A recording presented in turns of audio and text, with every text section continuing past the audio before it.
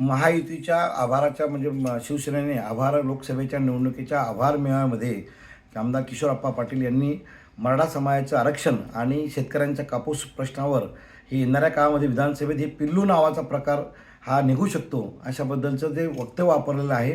ते वृत्तपत्रामध्ये छापून आलेलं आहे आणि त्यामुळे दैनिक लोकमतमध्ये हे वृत्त आलं आणि आम्ही ज्या मराठा समाजाच्या सगळ्या बांधवांच्या ह्या भावना दुखावलेल्या आहेत.